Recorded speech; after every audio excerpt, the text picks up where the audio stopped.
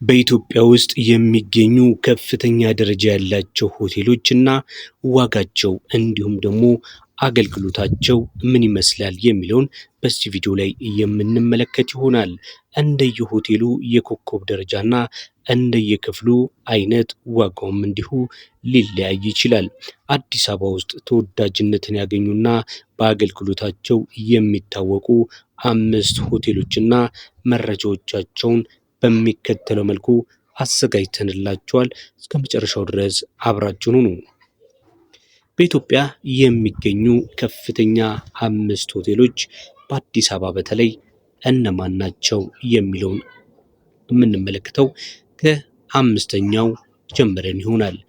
5ኛው ራዲሰን ብሉ ሆቴል ነው። አዲስ አበባ ይገኛል።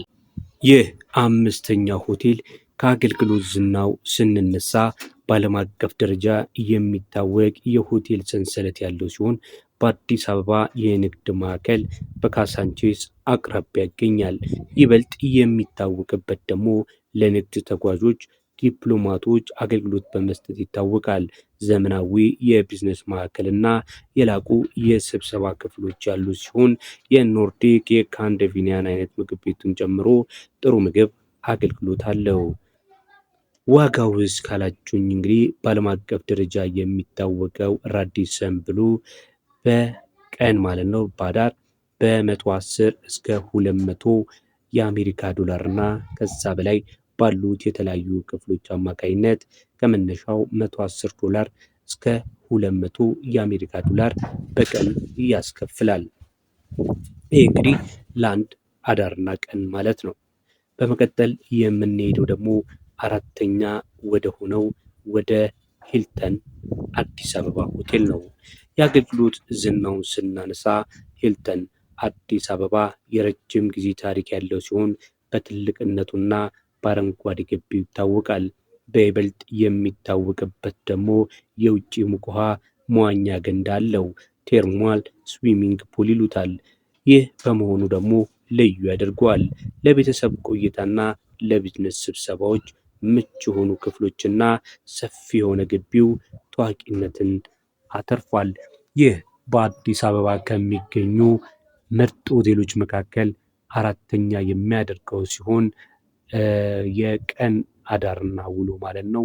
በዚህ ሆቴል ከ120 የአሜሪካ ዶላር እስከ 220 የአሜሪካ ዶላር እና ተጨማሪ አገልግሎቶችንም ከፈለጉ ከዛ በላይ ሊከፍሉ የሚችሉበት የሂልተን ሆቴል በአዲስ አበባ በብሔራዊ ቤተመንግስት አካባቢ የሚገኝ ሆቴል ነው። ቀጥለን በሶስተኛ ደረጃ የምንመለከተው የሀገራችን ብሎም የአዲስ አበባ ምርጥ ሆቴል ኢትዮጵያን ስካይላይት ሆቴል ነው። በኢትዮጵያ አየር መንገድ የተቋቋመ ነው። በአዲስ አበባም ዓለም አቀፍ አውሮፕላን ማረፊያ በጣም ቅርብ ነው። ይበልጥ እየታወቀ ያለበት ሁኔታ ደግሞ በዋናነት ለአውሮፕላን መንገደኞች እና በረራ ለሚጠባበቁ ለትራንዚት ፓሴንጀሮች ማለት ነው እጅግ በጣም ምቹ ነው። ትልቅ አቅም ያለው የመዋኛ ገንዳ ያለው ሲሆን የቻይና ምግብ ቤትም አለው። በርካታ ሌሎች ተጨማሪ ዓለም አቀፍ የሆኑ የምግብ አማራጮችንም ስለሚያቀርብ እጅግ ተመራጭ ነው። ስካይላይት ኢትዮጵያ አዲስ አበባ ቦሌ ይገኛል። ይህ ለአንድ አዳር በስንት ያስከፍላል ካላችሁኝ ከ100 ዶላር እስከ 200 ተጨማሪ አገልግሎቶችንም ከፈለጉ ከዛ በላይ ያስከፍላል ማለት ነው። ቀጥለን የምንመለከተው ደግሞ በሁለተኛ ደረጃ እጅግ ትልቅና ተጨማሪ ውበት የሆነው ለመዲናችንም እንዲሁ ለሀገራችን ሁለተኛው ምርጥ ሆቴልን እንመለከታለን። እሱም ሀያት ሪጀንሲ አዲስ አበባ ነው። ይህ ሆቴል ዘመናዊነትን፣ ምቾትን በማጣመር ይታወቃል። በአዲስ አበባ መሃል ላይ የሚገኝ በመሆኑ ለንግድና ለቱሪዝም ተጓዦች ምቹ ነው። በይበልጥ የሚታወቅበት ደግሞ በአዳዲስና በዘመናዊ የውስጥ ዲዛይን የሚታወቅ ሲሆን ከፍተኛ የደህንነትና የቴክኖሎጂ አገልግሎቶችን ይሰጣል። ከጣሪያ ላይ ያለው ሩፍቶፕ ባር ደግሞ በከተማዋ እምብርት ላይ የሚገኝ ስለሆነ አቀማመጡም ተመራጭ ያደርገዋል።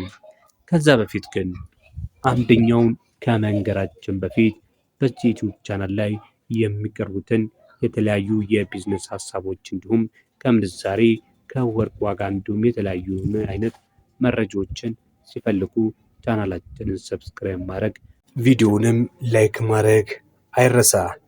ቀጥታ የምንመለከተው በመቀጠል የሀያት ሪጀንሲ የሁለተኛው ማለት ነው ስንት ያስከፍላል የሚለውን ስንመለከት እንግዲህ ከ150 የአሜሪካ ዶላር እስከ 280 ያስከፍላል ማለት ነው።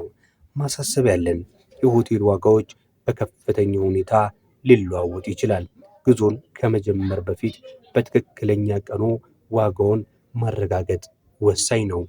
እንዴት እናረጋግጣለን ካላችሁ ደግሞ የተለያዩ አይነት አማራጮች አሉ። የተለያዩ ቡክ የምታደርጉበት መንገድ አለ።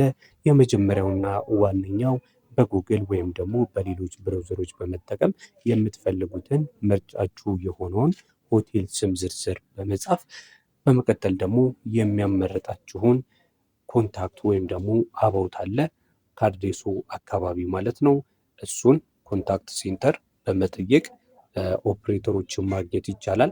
በዛም ዝርዝር የሆነ መረጃን ስለ ማረፊያዎት እንዲሁም በየትኛው ቀን እንደምትመጡ ምን ማዘጋጀት እንዳለባችሁ ስላለው ስለ አጠቃላይም የአየር ንብረት እንዲሁም ደግሞ በኢትዮጵያ ስላለው ሌሎች ተደራሽ የሆኑ ማየት ያለባችሁ መስህብ ያላቸውን ቦታዎች ጨምራችሁ ማወቅና መረዳት ትችላላችሁ ማለት ነው። ይሄ አጠቃላይ ኦቨርቪው የሆነ ስፖት የሆነ ፕራይስ ነው። በሚመጡበት ሰዓት ላይ ከዚህ እስከዚህ ለአንድ ቀንና ለአንድ አዳር እንግዲህ መቆየት ይቻላል ማለት ነው። ወደ ዋናውና ወደ በኢትዮጵያ አንደኛ ተብሎ የሚታወቀውን ሆቴል በምንመለከትበት ሰዓት ላይ የምናገኘው አንደኛው የአዲስ አበባ ሆቴል።